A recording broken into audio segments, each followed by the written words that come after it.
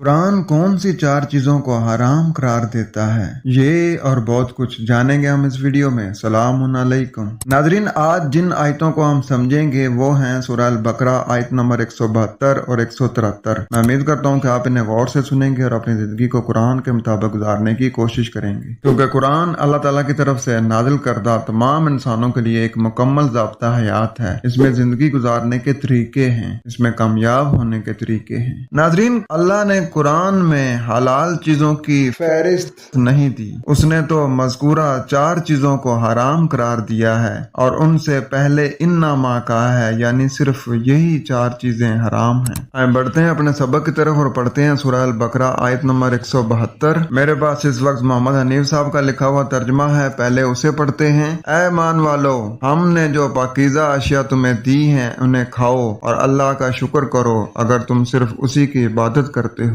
آج دیکھتے ہیں کہ یہاں بات کیا ہو رہی ہے۔ یا ایھا الذین آمنوا، اے ماننے والے لوگو، کلو حاصل کر کے برتو، من طیبات پسندیدگی میں سے، ما رزقناکم جو تمہیں سامان نشوونما میں سے دیا ہے، واشکروا للہ اور قدر کرو اللہ کی، ان کنتم ایاہ تعبدون اگر تم اسی کی تابع داری کرنے والے ہو۔ اگر تم واقعی اللہ کی تابع داری کرتے ہو تو اس کی جو ہر نعمت ہے اس کی قدر کرو، اور جو تمہیں سامان نشوونما دیا گیا اس میں سے جو تمہیں پسند ہے اسے حاصل کر کے برتو۔ یعنی اے جماعت مومنین، تم کہیں یہ راہ اختیار نہ کر لینا، تم تو علم و بصیرت کی روشنی میں ابدی حقائق پر ایمان لائے ہو۔ تم یہ نہ دیکھنا کہ ہوتا کیا چلا آ رہا ہے یا دوسری قومیں کون سی روش اختیار کر رہی ہیں۔ مثلا ان قوموں کو تم دیکھو گے کہ اسلاف کی اندھی تقلید نے انہیں قدم قدم پر غیر فطری زنجیروں میں جکڑ رکھا ہے۔ یہ حرام ہے، وہ حلال ہے، یہ جائز ہے، وہ ناجائز ہے، یہ سب ان کی خود ساختہ پابندیاں ہیں۔ اللہ کا قانون یہ ہے کہ اس نے جو سامان زیست تمہارے لیے پیدا کیا ہے اس میں سے ان چیزوں کو چھوڑ کر